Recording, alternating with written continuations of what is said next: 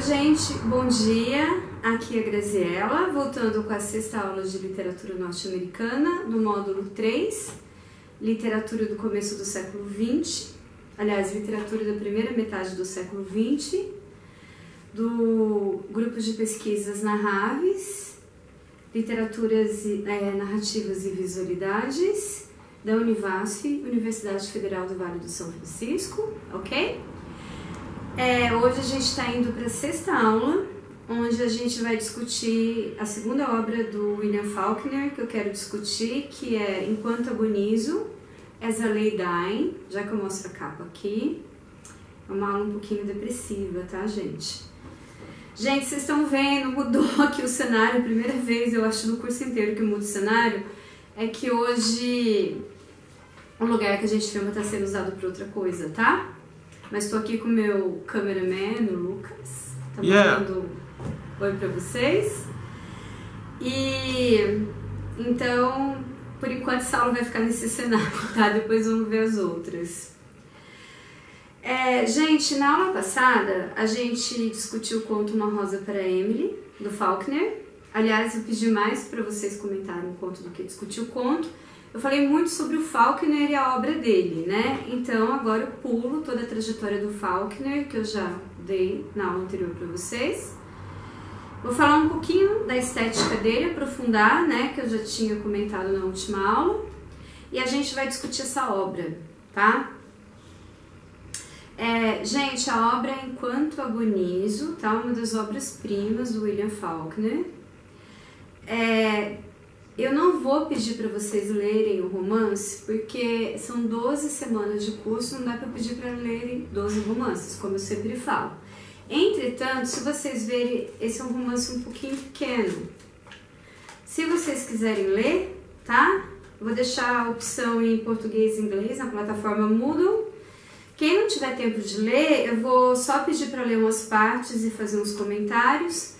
Entretanto, daí eu peço para que vocês assistam o filme, que eu vou deixar na plataforma Moodle, que é um filme do James Franco, né, que é um ator que tem excelentes obras. Como é que eu descreveria o James Franco? Ele fez grandes blockbusters, como Homem-Aranha. Ele tem filmes que foram filmes muito bem marketados, comercializados, como Milk, né, que o Champagne ganhou Oscar de melhor ator, em vários filmes desse naipe e tal. E ele tem também uma carreira num cinema completamente cult e underground. E é o caso do filme que ele fez, né, de Enquanto Agonizo. O James Franco dizem que ele é uma diva de Hollywood. Eu acho engraçado, porque não sei se ele é uma diva. Ele é um artista muito interessado por arte, tá? Ele já travou a carreira dele algumas vezes para fazer cursos de literatura e curso de escrita criativa, né? O Creative Writing, que tem muitas universidades americanas, na Universidade de Nova York, se não me engano. Então, é um cara que tem interesses que vão muito além de ser uma estrela de Hollywood, né? E ele fez o filme do livro do Faulkner, Enquanto Agonizo. Gente, esse livro, eu vou dar todos os spoilers, tá? Eu tava nas últimas aulas tentando não dar nenhum spoiler. Esse eu vou ter que dar o spoiler para discutir com vocês o assunto do livro. Gente, é uma história extremamente deprimente. Entretanto, com passagens extremamente engraçadas, tá? Essa mistura de gêneros é uma das coisas brilhantes da linguagem do Faulkner. Entretanto, assim, vocês vão ver que é uma história deprimente e gótica, tá? O Faulkner sempre consegue dar um tom gótico para as coisas dele. Vou mostrar a capa do livro da edição brasileira, editora Mandarim. Eu acho muito linda essa capa, mas vocês vão ver aqui o nível de depressão da capa, ó. Lucas, vê pra mim se tá.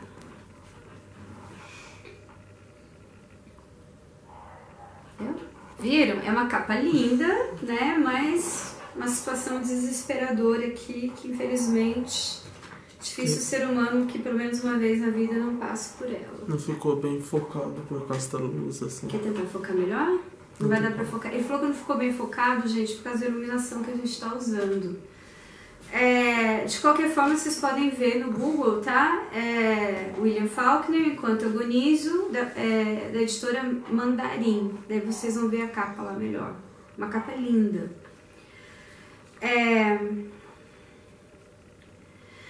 Gente, esse livro vem um pouco depois, né, do que é considerada a grande obra-prima do Faulkner, que vai ser a aula que vem, que eu vou discuti-la, que é O Som e a Fúria, tá? É onde ele faz uma grande mudança na estética narrativa dele, tá? No jeito que ele escreve. E essa mudança estética vai permear completamente Enquanto Agonizo, tá? Essa estética que ele começa com O Som e a Fúria. Lindo esse nome, né? O Som e a Fúria. Uau! Ele começou uma série de práticas experimentais narrativas, tá? Ele começou a explorar mais do que ele já fazia, ele começou a explorar com uma densidade enorme a construção psicológica dos seus personagens, e ele começou a usar muitas vozes narrativas, tá? Vocês não acreditam quantas vozes narrativas tem dentro desse livro, que é um livro relativamente pequeno, tá? É um negócio absurdo, eu já vou comentar sobre isso.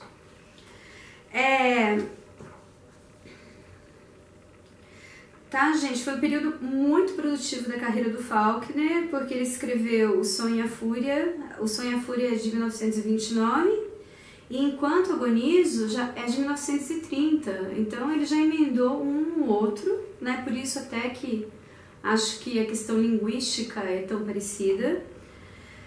E você vê nessa potência desse novo estilo na literatura americana, né? Bem diferente da simplicidade narrativa do Hemingway, que entretanto também é maravilhosa, né? Não tinha motivo para eles brigarem, como eu estou falando desde o começo do curso.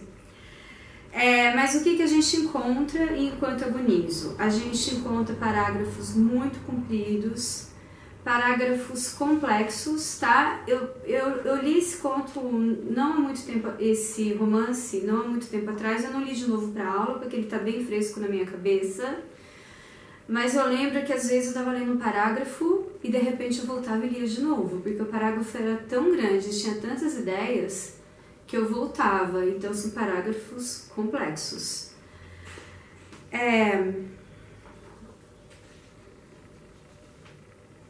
Entretanto, um crítico aqui fala uma coisa muito interessante. Apesar da linguagem ser complexa, há muita clareza no que ele quer explicar.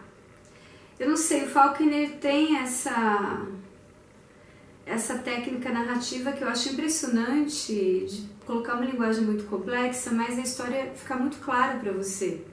Diferente, por exemplo, de James Joyce. Porque se você pegar Finnegan's Wake e ler em português, você não consegue entender. Então, pra gente que tem como língua mãe português, é mais difícil ainda entender em inglês, né? Mas eu lembro uma edição que eu não comprei do Finnegan's Wake, eu nunca li Finnegan's Wake, me dá... não me dá interesse, talvez um dia eu tenha, mas... Assim, eu lembro que eu vi uma edição de luxo que saiu em português, era assim, tipo, um tantinho assim de texto, e aqui era nota de rodapé, tá? Daí, tipo, perde prazer da leitura, né, gente? Eu acho que só para linguistas, para pessoas que têm uma intensidade de amor pela linguística, esse livro pode ser interessante, o Finnegan's Wake, né? Agora já, o Enquanto Agonizo, não. Para quem gosta, primeiramente, de literatura, a linguagem complexa é muito interessante. O Enquanto Agonizo tem uma característica da linguagem muito interessante também, porque o Faulkner, a linguagem dele é complexa e ele usa muito o fluxo de consciência narrativa e ele realmente é um escritor que sentava ali na sua máquina de escrever ou no seu papel e a coisa fluía. Ele não tinha muita organização anterior. Ele não estava muito preocupado com a planta do prédio. Ele tinha uma ideia e essa ideia fluía com som e com fúria, para fazer um trocadilho com o nome da obra-prima dele. E o Enquanto Agonizo, não. Ele planejou muito bem todo o esqueleto do livro antes de escrever o livro. É um dos únicos livros do Faulkner que tem um esqueleto bem montado antes dele começar a ser concebido, porque geralmente o Faulkner tem uma ideia e começa a escrever e vai, tá? Sem esqueleto, e saem obras-primas, porque ele é gênio.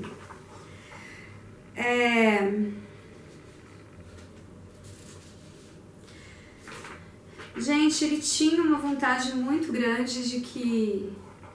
Olha, ele já tinha escrito o que é considerado a grande obra-prima dele, né? Que é O Sonho e a Fúria.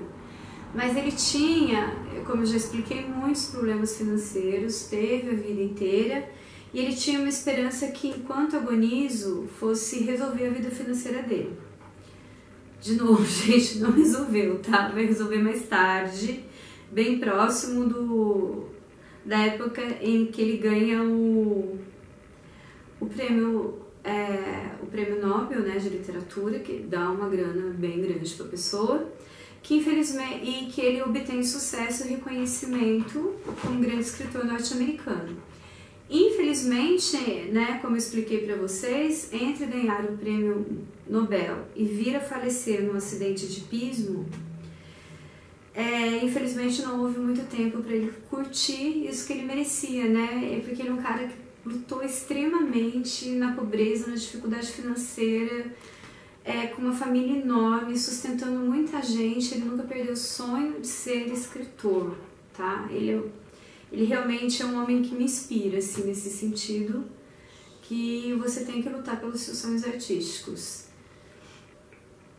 Ele é completamente diferente do Harry, do primeiro conto que a gente discutiu, do Hemingway e as Neves do Kilimanjaro, né? Mas o Hemingway também era completamente diferente na produção dele em relação ao Harry. E outras coisas complicadas não. Gente, Enquanto Agonizo é a primeira vez que vai aparecer uma coisa importantíssima na obra do Faulkner, que é o condado, tá? Nos Estados Unidos, os estados são divididos em condados, e é o condado de, que eu sempre preciso ler, gente, porque não dá para guardar essa palavra na cabeça. É totalmente baseado no condado em que ele vivia, no Mississippi, né? Ele é um escritor embrenhado ali no cantão do sul dos Estados Unidos, numa área meio remota, meio caipira, digamos, dos Estados Unidos, e ele ama essa área. Ele sai muito pouco de lá durante a vida dele. E as grandes obras, a maioria das grandes obras dele se passam nesse condado, que ele dá um outro nome, tá? O nome verdadeiro do condado é Condado de Lafayette, né?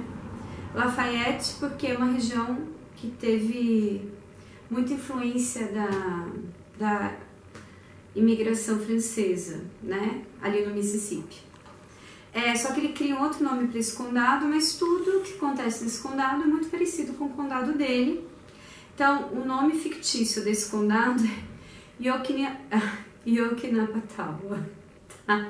Então, toda hora que eu for falar do condado de Yokinapatawa, eu vou ter que olhar a palavra no texto, porque, gente, eu não consigo. E uma coisa engraçada, que é típico até de alguns escritores que a gente comentou nos outros módulos do curso, e vai ser muito típico de um escritor que eu vou dar para vocês no último módulo de literatura norte-americana. Ele faz isso de uma forma incrível, assim, e o Faulkner também faz. Nesse condado acontecem várias histórias do Faulkner, certo? E vários personagens de livros anteriores retornam nos livros posteriores. Então é quase que uma sequência de novela, tá? Então, por exemplo, no Enquanto Agonizo, tem dois personagens, é um casal, a Cora e o Vernon Toole. Eles aparecem enquanto... eles aparecem...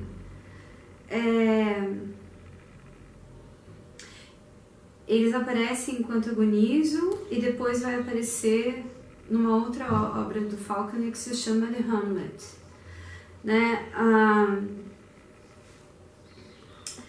E ao criar esse condado de... Eu tenho dificuldade, mas eu gosto de falar, gente. Eu aqui na Natal. E toda essa linguagem complexa, literária, que daqui a pouco vai ser reconhecida com o Prêmio Nobel, o Faulkner consegue estabelecer ali o sul, o interiorzão do sul, como uma grande região literária dos Estados Unidos. Antes o sul era conhecido como um lugar estranho, esquisito, meio caipira, meio bruto demais, selvagem demais. E é o Faulkner que estabelece o sul com uma grande importância literária, tá? E coloca ali no sul a importância de um subgênero da literatura norte-americana, que é o gótico sulista, tá? Gente, o gótico sulista, ele pode ser muito carregado para coisa do mistério, do terror, do macabro, como a gente viu numa Rosa para Emily, quanto do total desespero humano, como a gente vai ver aqui nessa obra de hoje, tá?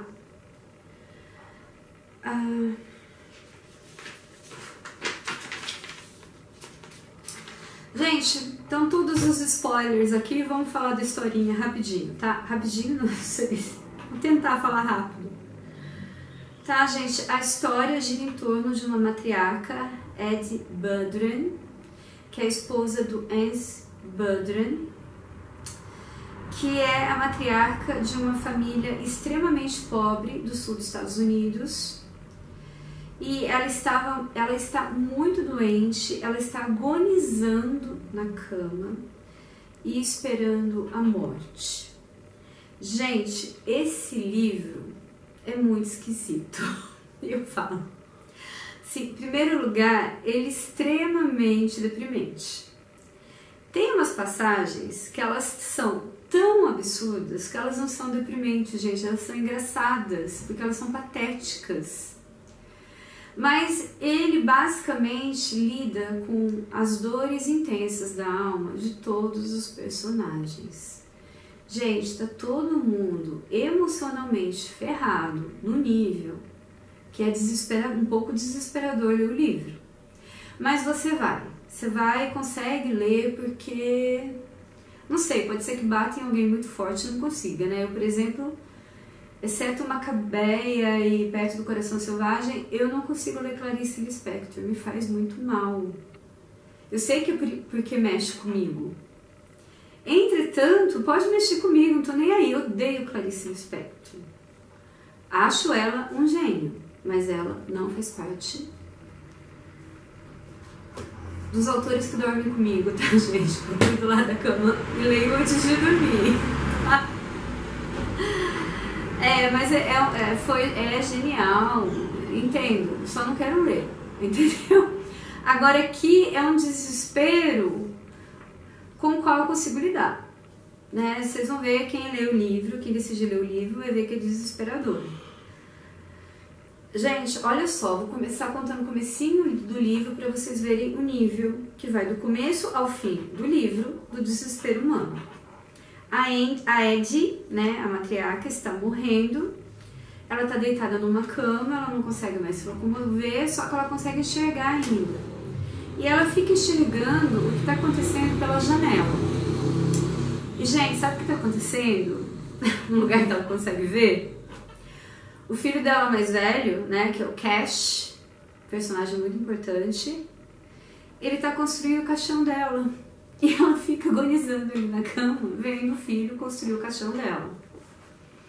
Gente, isso precisa ser entendido no contexto que que é uma família super pobre, embrenhada no fundaço do sul dos Estados Unidos, que é uma das regiões mais Mas passou o pessoal gritando aqui na porta, não sei se vocês ouviram, mas tudo bem. Que é uma das regiões dos Estados Unidos com menos recursos, tá? E ele tá construindo esse caixão porque ele sabe que a mãe vai morrer em horas ou em dias. E ele tá preocupado porque eles vão realmente precisar fazer o enterro. Então ele tá construindo o caixão por um motivo muito nobre.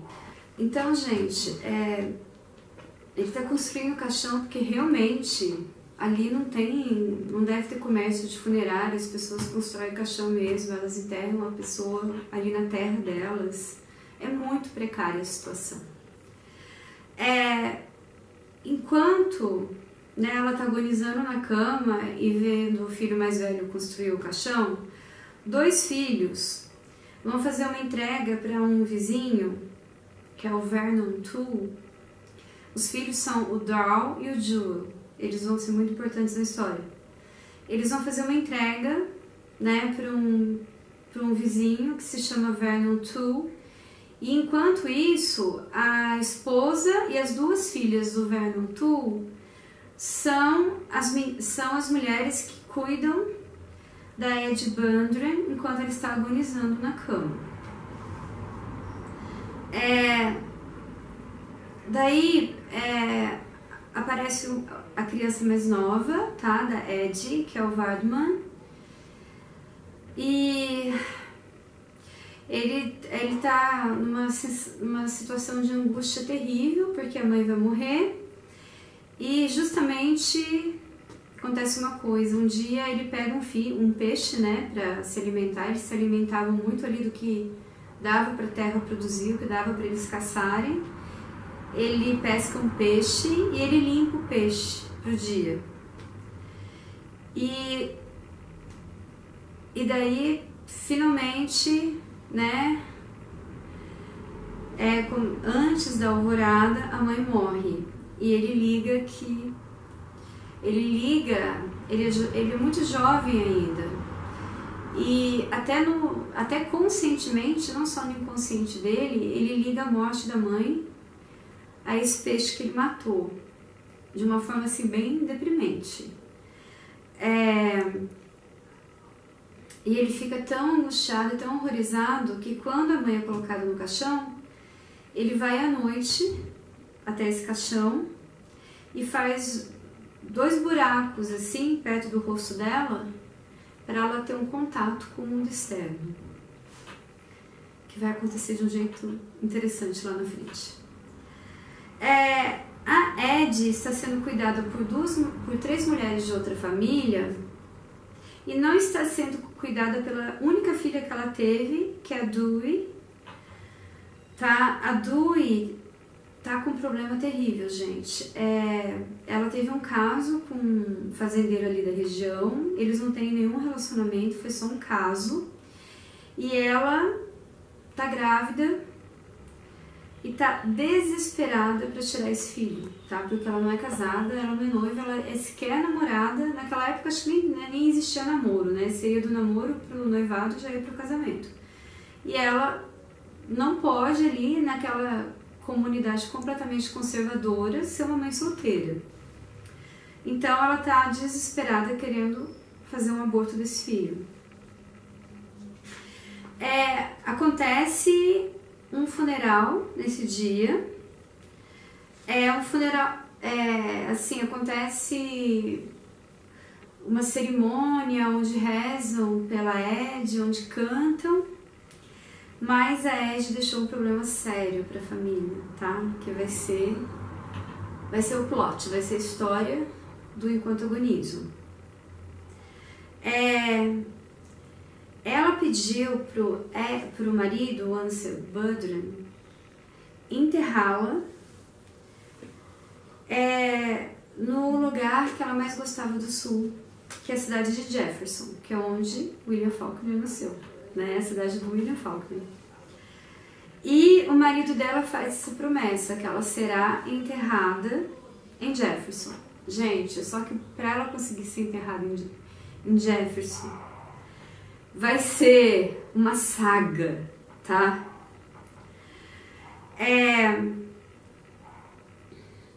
E vai ser uma saga contada. Eu não estou aqui com um número, gente, que eu preparei para aula, mas não estou encontrando.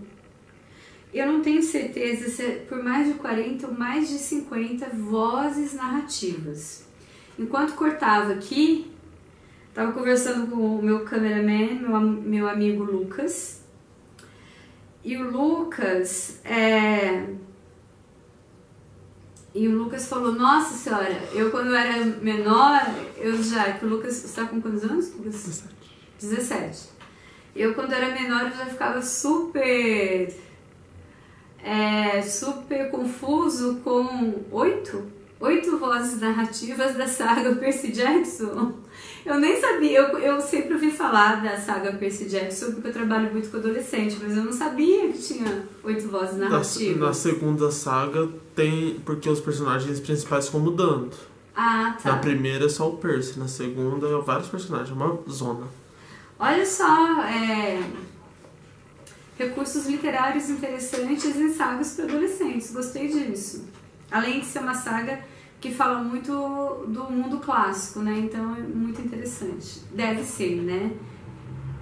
Quando a saga saiu, eu já era adulta, eu não suporto ler livro que é para adolescentes de 13 anos. Pra mim é até difícil, eu consigo ver o filme muito bem. Os filmes eu achei muito legais, mas ler não deu. Não. Os Jogos Vorazes. Os filmes são péssimos. Ah, não do Percy Jackson.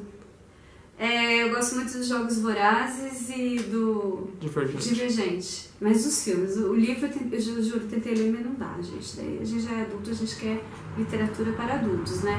Exceto o Mágico de Oz, gente, que até hoje eu leio e todas as vezes que eu leio eu choro. Realmente, o Mágico de Oz é um dos livros da minha vida. Tá entre os 10 mais importantes do meu crescimento humano.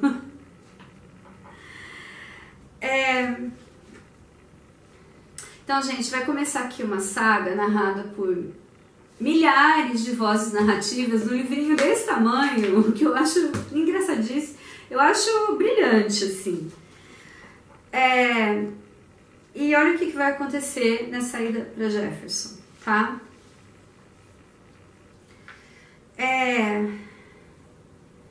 Os 2 filhos voltam para casa, né? Depois do funeral da mãe.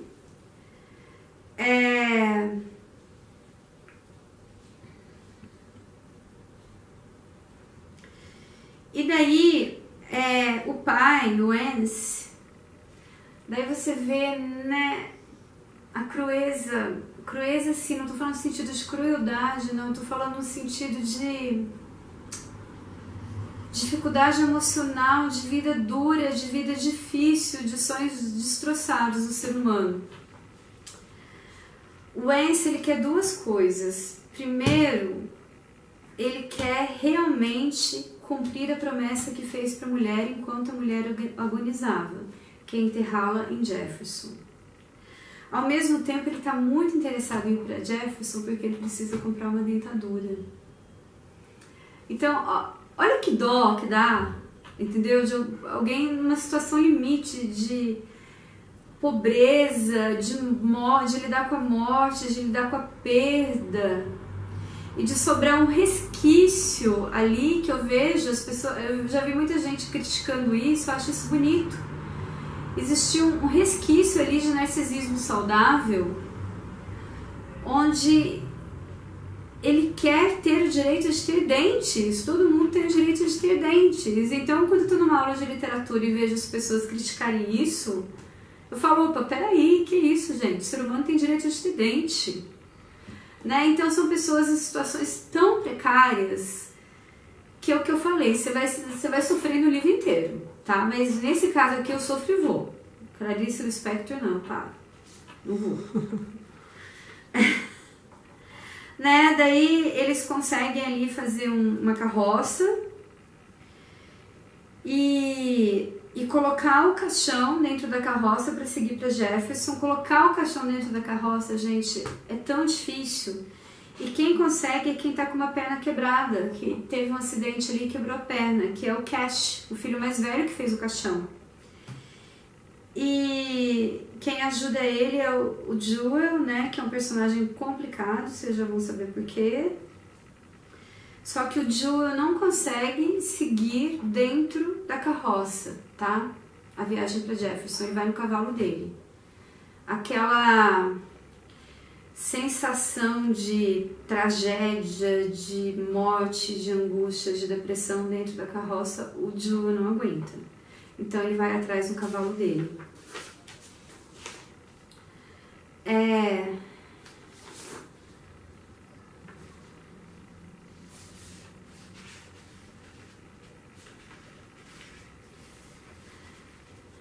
Esse cavalo é muito importante para o Jewel, viu, gente? Esse cavalo ele conseguiu trabalhando madrugadas sem fim, tá? Nas terras de um vizinho ali, ele conseguiu adquirir esse cavalo e esse cavalo vai ter uma questão interessante na história. Tá? Na primeira noite dessa jornada, né? A gente pensa assim, jornada, a gente pensa grandes jornadas, como em Game of Thrones, que eu sempre falo aqui que eu sou maior fã. Mas isso aqui também é uma jornada, uma saga, né? Nível Game of Thrones, se você pensar em toda a questão, em todo o depósito emocional daquelas pessoas ali, em levar a esposa e a mãe e os amigos, porque a família, né, dos vizinhos vai junto também, levar ela para honrá-la como ser humano e enterrá-la onde ela quer ser enterrada.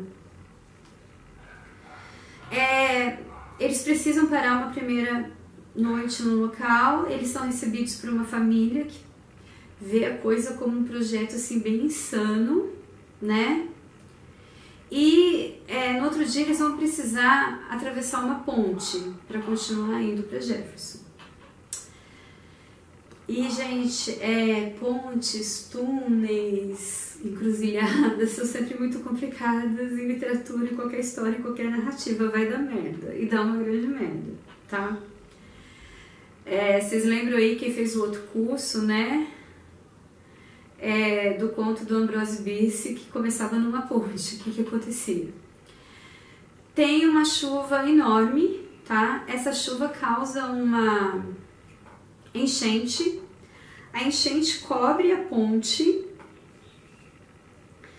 ela deixa o rio muito mais alto, ela arrebenta com as margens do rio e daí né, os Bandrons têm que fazer um desvio e tentar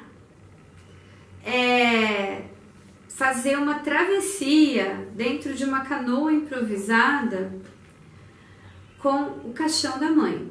Gente, isso já faz uns 2 dias, tá? Ou mais. Então, o que a gente sabe? A gente sabe que dentro desse caixão esse corpo tá apodrecendo, o negócio tá ficando muito gótico, muito deprimente, muito gótico. Então, gente, não basta só esse corpo tá apodrecendo. Quando eles tentam fazer o corpo cruzar o rio dentro de uma canoa improvisada, essa canoa é virada, tá? O caixão cai dentro da água com o corpo que já tá apodrecendo. A perna do Cash, que já estava quebrada e machucada mais uma vez, mas muito machucada. As mulas que puxavam a carroça morrem afogadas. Daí o Vernon, né, que é o vizinho, ele consegue ajudar o Jewel, que é o filho, né, a resgatar o caixão e a carroça do rio, porque eles precisam chegar em Jefferson. E uma coisa mais importante que eu vou falar quando eu fizer uma pequena análise, porque aqui eu tô contando mais a história que fazendo análise, quando eu fizer uma pequena análise do conto e colocar a atividade para vocês, o Vernon Toole, o vizinho, ele também consegue recuperar uma caixa de ferramentas que pertencia ao Cash, né? O Cash que era carpinteiro. Essa caixa tem um simbolismo importante na história. Daí tem um flashback aqui, Na verdade a gente não entende se é um flashback, se é uma voz do além. É muito gótico, tá? A Cora, que é a mulher do Tull, do Vernon Tull, que é o vizinho, ela começa a ter uma lembrança que a Ed, né, a matriarca que morreu, não era uma pessoa assim muito cristã. Por quê? Porque ela falava que ela respeitava o filho Jewel, daqui a pouco vocês vão entender por quê, mais do que ela respeitava até mesmo a Deus. Então ela acha isso super não cristão por parte da Ed. Só que daí aparece a Ed, aparece a voz narrativa da Ed, explicando por quê. E o William Faulkner não faz isso explicando se é um flashback ou se é uma voz que vem do além, tá? Que eu acho muito legal. Esse livro aqui deixa inúmeras lacunas para serem preenchidas pela imaginação do leitor, tá? Que é uma coisa que eu sempre falo aqui que eu gosto muito em literatura. A Ed levanta, né, da cama que ela estava agonizando e ela deixa bem claro algumas coisas. Primeiro, o casamento dela com o Wance foi um casamento sem amor, o que já dá um susto na gente, porque se o Wance tá nesse caos todo, fazendo com que o corpo dela chegue a Jefferson para ser enterrado, a gente imagina que tenha sido um casamento por amor. Por parte dela, a gente sabe que não foi, tá? E ela lembra de muitos eventos da vida dela e principalmente um caso que ela teve com um ministro religioso da região, que se chama Whitfield, e que é, na verdade, o pai do Jewel, tá? É por isso o Whitfield ela amou, por isso que o Jewel é o filho preferido.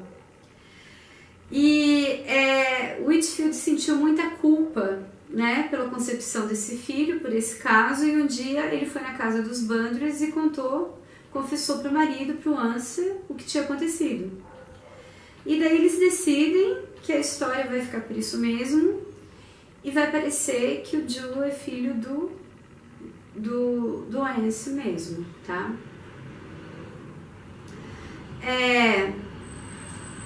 Gente, a situação é tão precária que eles conseguem... A perna do Cash tá um horror, gente, tá terrível. Ele até desmaia de dor. Daí eles conseguem um veterinário para cuidar da perna do Cash. Eu falei a perna do Ansel? Cash. Do Cash, tá certo. Para cuidar da perna do Cash. Então aí você já vê assim o homem numa situação de animal, de tão dura, tá vendo?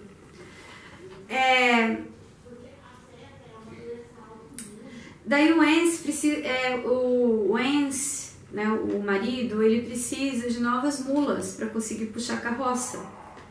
Daí ele consegue trocar algumas mulas, colocando mortgage. Sumiu a palavra em português, Lucas? É quando você deixa um objeto... Penhor? Isso, penhor. Penhorando, tá? Penhorando o equipamento de sobrevivência dele, que é o equipamento da fazenda, tá? Usando o dinheiro que ele tinha guardado para comprar a dentadura, ele abre mão desse dinheiro.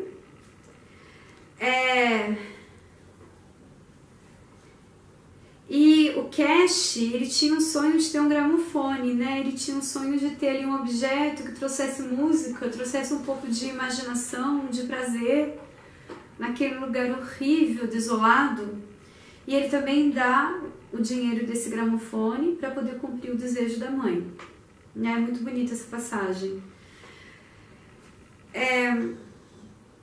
E daí eles conseguem recuperar a carroça, as mulas, o caixão, o corpo putrefado. Nossa, usei tanto essa palavra, que horror, começo do primeira metade do século XX. Usei tanto essa palavra nesse curso, que o Lucas perdeu a primeira aula, que eu uso muito essa palavra. E seguir para Jefferson.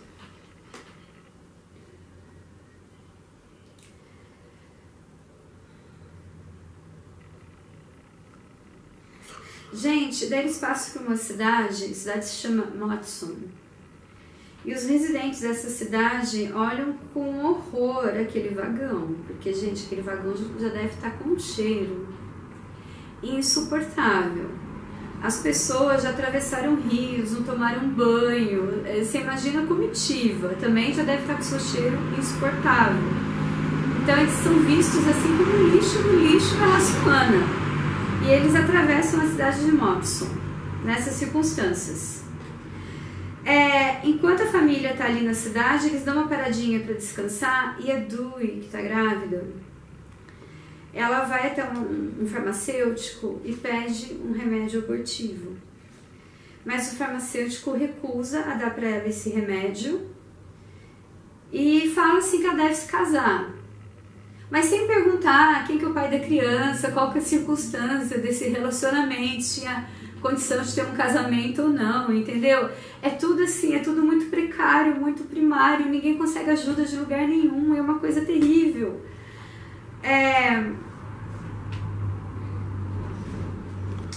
Daí é feito Nossa, Lucas, dei tanta aula de inglês essa semana que o português está me sumindo. Um gesso. Um gesso na perna do Cash, improvisado com cimento, tá? Que deixa ele, que faz com que ele passe a sentir mais dor ainda. Jesus. Mas ele continua levando a mãe para onde a mãe tem que ser levada. Daí eles precisam dormir mais um dia em algum lugar. Eles encontram um abrigo na fazenda de um homem chamado Gillespie. O Daryl, filho, ele já tá tão angustiado, ansioso, desesperado, que ele sai da angústia total e psicotiza, tá? Então eu falo a densidade psicológica dos personagens do William Faulkner é realmente enorme. Tá? Ele dá uma psicotizada e ele tenta colocar fogo. Nossa, gente, que isso? Eu esqueci a palavra de novo. Onde ficam as vacas? Celeiro. No celeiro do Gillespie. Credo, desculpa, gente. Nossa, não tomei meu remédio para hiperatividade hoje. Acho que isso está acontecendo. Ele tenta colocar fogo no celeiro, por quê? Porque o caixão da Ed está dentro. Então, se ele conseguisse queimar o caixão e o corpo da Ed, acabava aquela loucura. Mas no final ele se arrepende. Não é ele que se arrepende, não. O irmão Jill vê o que está acontecendo e consegue tirar do celeiro os animais e arrasta desesperadamente o caixão da Ed e consegue salvá-lo, tá? Daí o Daryl deita sobre o caixão e chora. Tá arrependido do que ele fez. Bem, pra terminar, né, que a narração já tá cumprida, e aqui eu tô dando todos os spoilers mesmo, tô contando a história. No dia seguinte, finalmente, os Budrys chegam em Jefferson e enterram a Ed. O Daryl seria levado pra cadeia, né, pra incendiar a fazenda do Gillespie. Mas aí ele é entregado pela família para um hospital, para uma instituição psiquiátrica como uma pessoa insana. Ele não é insano, ali todo mundo parece ser insano, tá? Porque a precariedade material e mental de todo mundo tá tão grande naquele momento que dá para você fazer parecer uma pessoa que não é insana ser insana, tá? E ele fica nessa instituição, a gente não vai saber o que acontece com ele depois.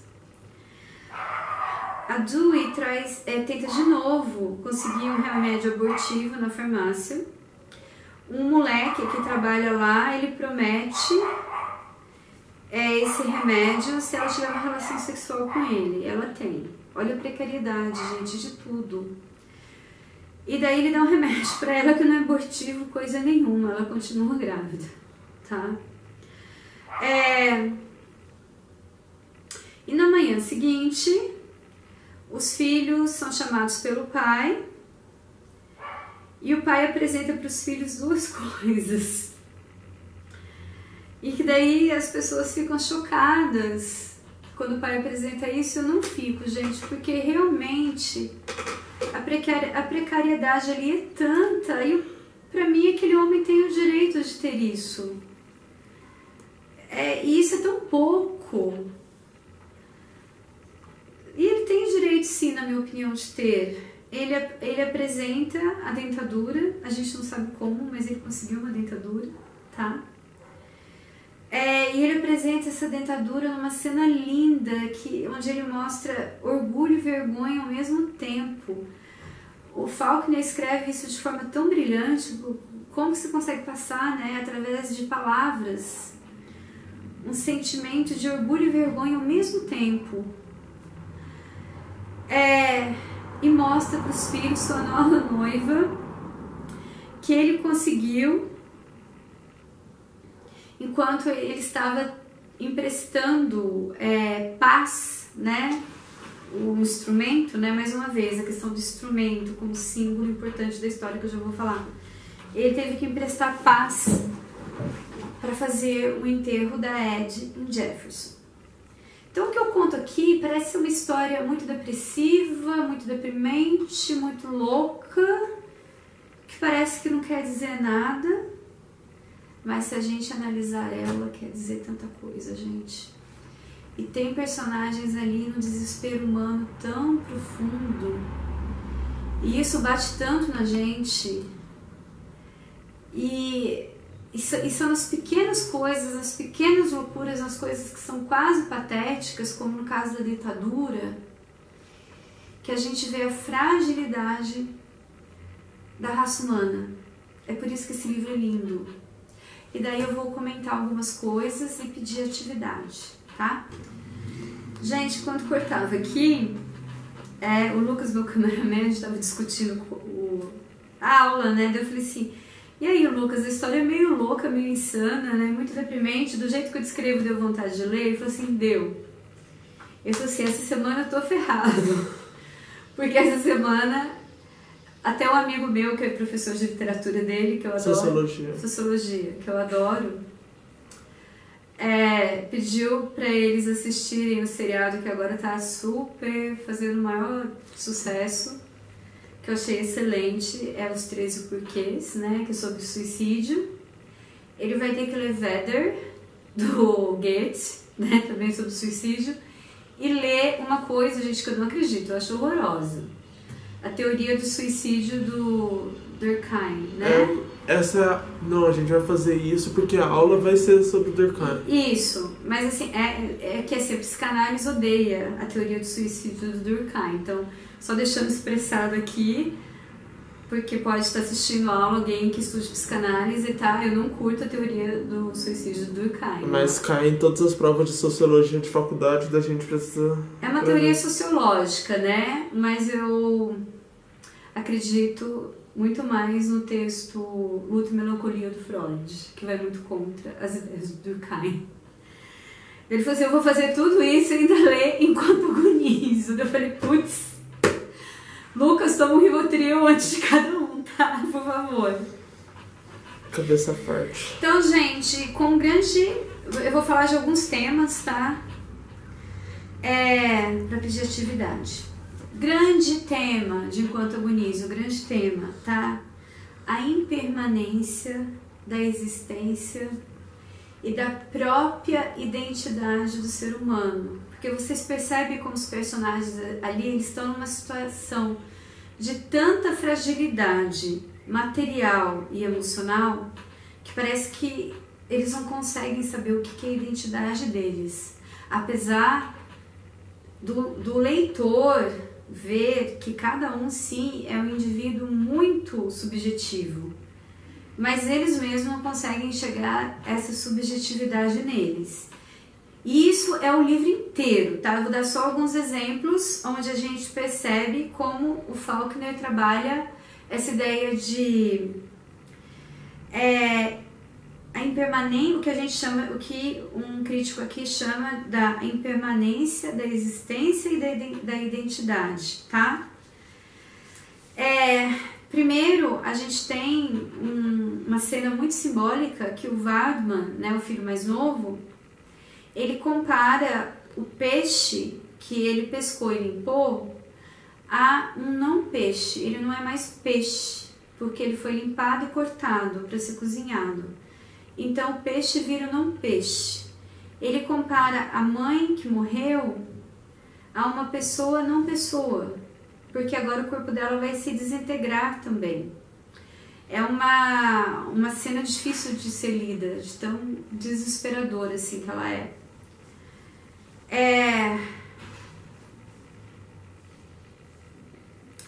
O Dal fala pro irmão Joel que o cavalo dele é tão importante para ele que a verdadeira mãe do Joel é o cavalo e não a Eddie. O Dal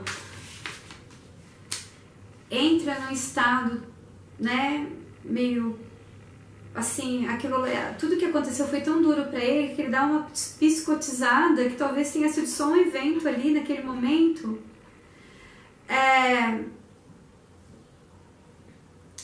E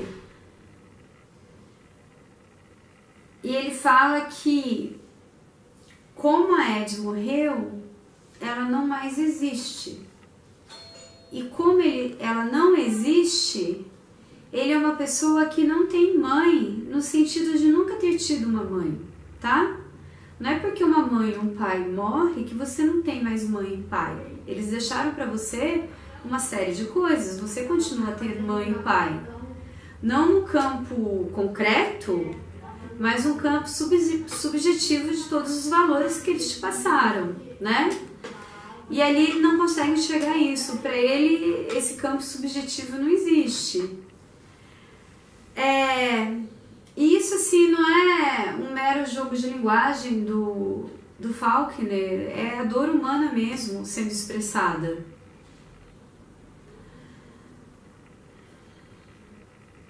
O Dal ele acaba perdendo a sanidade mental dele, né? Na verdade, a gente sabe que aquela perda é provavelmente momentânea, mas ali a família não tem nem condição de entender isso. Então ele é colocado no sanatório mesmo, né? Ali também é o fim de uma identidade, apesar de a gente não saber o que acontece depois com ele, né? E daí no fim, aí tem duas coisas ainda no fim, né? O aborto que não se concretiza, até onde a história vai. Então tem uma questão ali de existência ou não existência através desse simbolismo do aborto que não é concretizado. E o que mais, assim, eu acho que de tudo ali é o mais leve, mas é o mais pesado simbolicamente. O Ence, após enterrar a Ed, apresenta a nova que ele conseguiu em um dia, né, a nova noiva dele. Ele apresenta ela como Miss Bundren, tá? A Ed foi substituída por essa mulher que ele conseguiu em um dia. Então é tudo impermanente, tudo depende assim, tudo existe dependendo do caos, nem do dia, do caos da hora, tá? Então esse é o primeiro grande tema trabalhado. Gente, eu vou falar de mais uma questão que permeia a obra toda, tá? Vou tentar falar de uma coisa bem complexa. Ok. Que é a tensão existente entre as palavras ditas e as palavras pensadas, tá? É a tensão entre palavras e pensamentos, digamos. Tá? A comunicação verbal entre um personagem e outro na obra, ela é muito crua, falta muito significado nela, parece que são conversas idiotas que as pessoas estão tendo, tá? Entretanto, enquanto elas estão conversando, elas estão tendo também monólogos interiores, reflexões silenciosas nas suas cabeças. E daí, esses monólogos interiores são riquíssimos. Aquelas pessoas são desprovidas de tudo no nível material, são desprovidas de tantos entendimentos sobre a própria questão psicológica delas, mas elas são pessoas, e é isso que eu acho lindo, maravilhoso na obra do Faulkner, são pessoas intensamente sábias, tá? Então, nesses monólogos interiores, mostra o quão é rica a vida interior dessas pessoas, tá? Os seus pensamentos, as suas reflexões, a sua espiritualidade, mas elas nunca conseguem transcender essa riqueza do pensamento para a palavra, tá? E daí tem uma coisa muito interessante, e aqui embaixo tem Wi-Fi, eu chequei, tá? Tem uma passagem em que uma conversa está acontecendo e uma outra conversa está acontecendo ao mesmo tempo.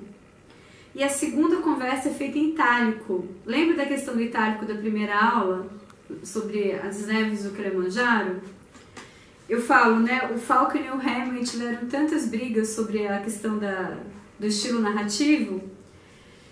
E a conversa de grande alcance filosófico, né? Em palavras, ela é colocada em itálico para contrastar com a linguagem onde essa vida interior riquíssima das pessoas não consegue transcender para o diálogo com outro indivíduo. Daí eu chequei e falei assim, será que o Faulkner falava tão mal do Hemingway, e o Hemingway falava tão mal dele também, mas será que o Faulkner roubou o itálico, a estratégia do itálico do Hemingway? Não roubou, porque esse Enquanto Agonizo foi escrito antes de Das Neves do Kilimanjaro. Entretanto, o itálico das Neves do Kilimanjaro é trabalhado de outra forma. Então aqui ninguém roubou de ninguém, tá, gente? Gente, olha só. Para não transformar essa aula numa aula de 2 horas, né? Porque eu passei muito da aula contando a história. Eu vou pedir agora para vocês pegarem uma parte do livro, tá? Que é...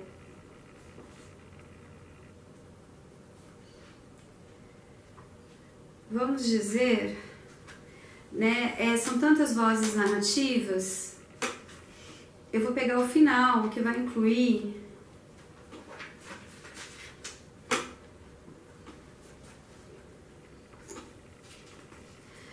Vocês vão pegar as últimas páginas, tá? Vocês vão pegar a voz narrativa do Peabody, que é outro personagem que eu não comentei, McGowan, que é outro, tá? Porque parece umas pessoas do nada entram nas vozes narrativas, tá, gente? Do Vardman, do Dahl, da Dewey, do Cash, que é a última, tá? Do Cash.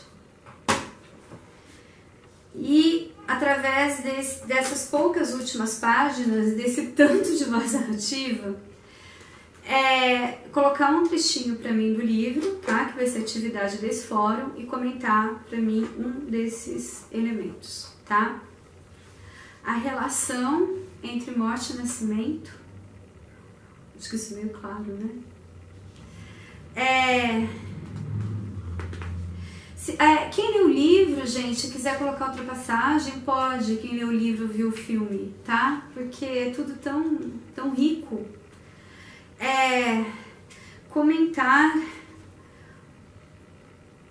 os atos de heroísmo que acontecem nessa saga, a que ponto eles são atos de heroísmo e a que ponto eles não levam a lugar nenhum. O que eles são? Eles são atos de heroísmo que têm o seu valor, eles são atos de heroísmo que não levam a lugar algum. Analisar um pequeno trecho de um monólogo interior de um dos personagens. Analisar a questão da classe social, tá? Gente, eu falei, sem falar, eu falei bastante de psicanálise nessa aula, mas esse é um livro que dá para analisar também pela teoria marxista maravilhosamente bem. Então, você falar um pouquinho da diferença de classes sociais na história, tá? Qualquer um desses, tá, gente? Não todos, pelo amor de Deus, que eu não sou louca.